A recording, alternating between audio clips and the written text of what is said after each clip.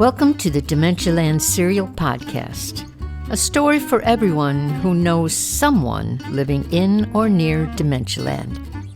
My name is Suzka, and this is my story. Episode 20, The Memory Peddlers.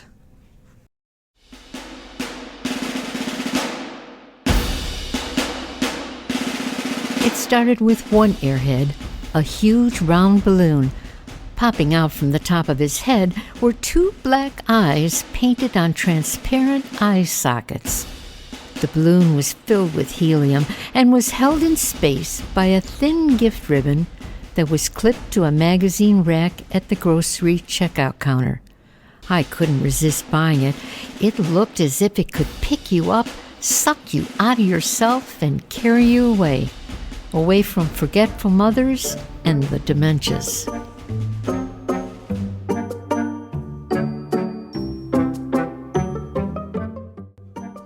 After Barbara's visit, I went back to the grocery store. This situation was bigger and more serious than I thought. Our homeland was being attacked by memory hoarders and visitors demanding to be recognized and acknowledged. I needed some help.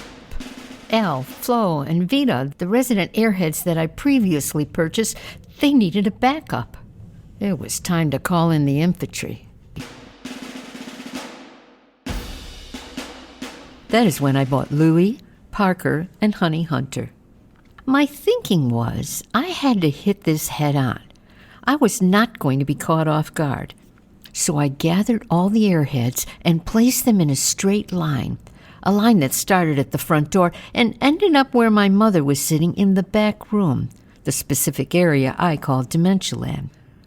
They were strategically lined. A long ribbon tied from the balloon's rubber tongue was attached to a weighted heart on the floor that held them in place. The ribbon's length varied between 48 and 60 inches, making each balloon float slightly above eye level for the visiting rebels, forcing them to look up. The very second the visitors opened the front door, we swung into action. The door's draft hit a line of inflated characters, making them sway and bob up and down to get the visitors' attention. Not that a bunch of smiling balloons with eyes popping out of their heads needed any extra help from the breeze. Oh, they created such a colorful line of defense. Al, the largest balloon in the collection, was the first one to address the visitors coming in. Attention! May I have your attention, please? My name is Al, and I'm your official guide into Dementialand. Before we begin, I need to confiscate your ID and any memories you're holding on to that pertain to Mrs. Violet. That includes names, titles, and all related flashbacks. There are no exceptions. Move slow, stay in line, and this process will be a lot easier on all of us. This ain't surgery. We're solely here to change attitudes. Now, as you're checking in, I'll go over some of the rules. Everyone was taken back by the mob of inflated characters. No one could avoid the drill. No one could avoid their compelling presence. It was a brilliant distraction around Violet's muted recollections.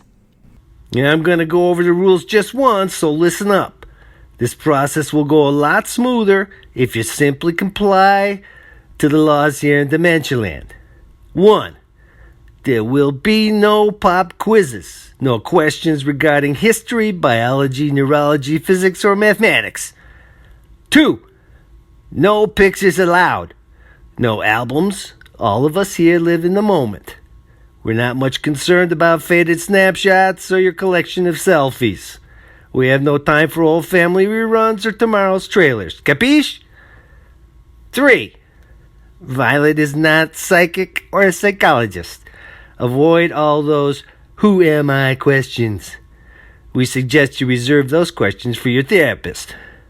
And in case you don't remember, it's Monday. The year is unimportant.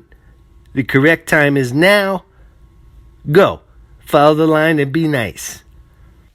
Don't forget to warn them, Al, about using those interrogation methods. It never works. Again and again, people think you can trick someone in remembering things. It happened long ago. Yelling, cutting, waterboarding. Not gonna happen on my watch. Yes, the waterboarding, that's never good. I was getting to that, Parker. Now let me see, where was I? If you break any of the rules, harbor any preconceived thoughts or opinions or prejudices, there will be serious consequences. Any questions? No? Okay, let's move on. The visitors were speechless. They slowly walked up the steps, facing the balloon guards one at a time. There was Parker, the large-faced airhead with biker glasses and nicely trimmed full green beard. Next to Parker was Louie. He was light-skinned character with bulging blue eyes and spaghetti-like hair flying out of the top of his head in all directions. There was a few other airheads that said very little. I think they functioned in an advisory capacity only. Hey, you. Yes, you, ma'am. I'm talking to you. What's that? That churchy image you have stuck in your head of Mrs. Violet? Really? Did you think we wouldn't catch you? Go back. Leave all that at the door. Don't mess with me. I got my eye on you.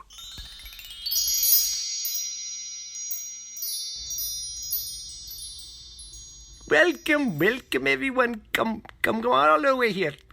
Don't be afraid. Breathe in. Now hand to me your expectations. Allow me to gently carry them away. This is a whole new rodeo. A place of enlightenment. Keep your eyes open and your memory closed, and you'll be fine. The callers walked slowly past the parade of characters, pausing by each one as if they were in a reception line at the royal palace. Their eyes absorbed the color and the flight to smaller, younger times. More than often, they cracked a cautious grin, questioning whether to simply nosedive into the delight of it all. Toward the end of the line were 4 happy-faced balloons in different colors and sizes, the final mood influencers before the stripped visitors walked into the room where Violet was waiting. I love seeing our visitors make their way through. Each one stood and played with the quietness of it. There was a small concoction of disjointed reactions, muffled responses, and muted, self-conscious turns. I looked back at our visitors. Their mouths appeared to be smiling.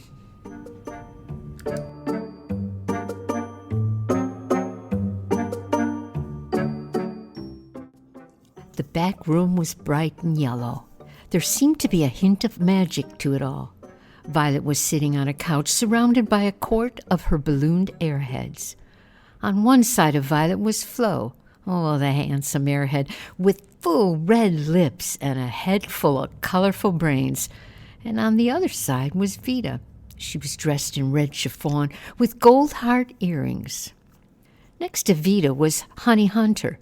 She was the newest airhead I purchased, a wide-eyed, yellow-faced pixie with a quick tongue and a heavy accent. They were definitely guardians of Violet's affairs.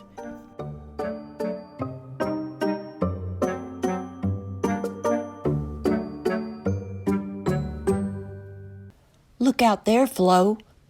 That lady getting out of the car, she must be coming to visit Miss Violet. Oh, the poor thing is limping. Listen, Vita, there's something that you got to know about me. I ain't no bleeding heart healer. I am not going to participate in one of your causes. I'm here to protect Miss Violet, and that is it. I am surprised at you, Flo. While Flo and Vita were looking out the window, checking out the new visitor, Honey Hunter was wide-eyed and looking around the room. You know, I knew someone who lived in a warm house like this. And I remembered I said right then and there I was going to have the same. Miss Hunter, I must commend you for your entrance into this establishment in Dementialand. But I cannot stress enough, you must be careful. There was a lady here yesterday would have slapped you silly if you got in her face. It's showtime. Buenos dias, lovely lady. Come on in. We don't bite. Let me introduce myself. My name is Cazadora de Huntington. Everyone call me Honey. I am here to make your visit the most spectacular for you.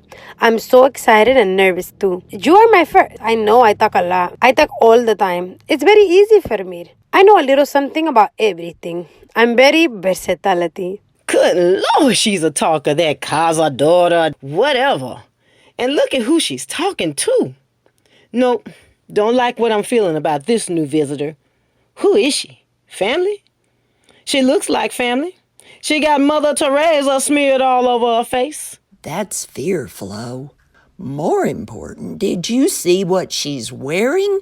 Who dressed that lady? No one should have allowed that woman to leave the house looking like that.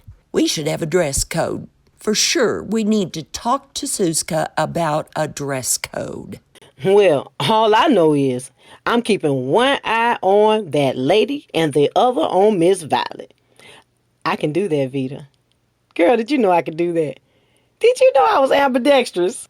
I'm not just a great singer, honey. What's that lady doing now?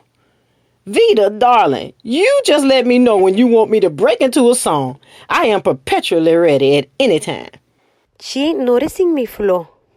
Well, that happens sometime, baby. Stage experience. Violet stared at the new visitor for a long time. She didn't smile. Her face worn, the wrinkles in her forehead reproduced deep folds and faint tracings of self-doubt. But she offered a cautious smile. The visitor walked to Violet and began an irrational, unsettling conversation. Oh, Lordy, listen to that lady talk. All slow and crazy like. I'm right behind you, Miss Violet. I got your back. Look at Violet's eyes. They're so blue as window cleaner. That's so romantically. The airheads said barely a word that could be heard. Occasionally one could hear a grunt, a squeak, but for the most part, they tried very hard to keep their opinions to themselves. We were all pulled into this surreal space, which is what made Dementialand so alluring. It was a place where jasmines were sweeter than ever remembered. And it was only there, in that room, where our reality was reordered, reworked, and made to show its significant side.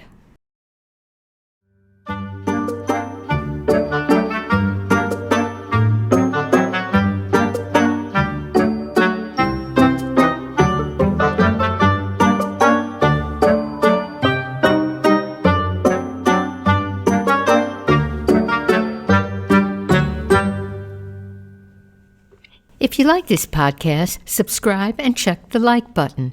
At this time, the Airheads and I strongly suggest you not buy the Wonders in Dementialand book that's available on Amazon.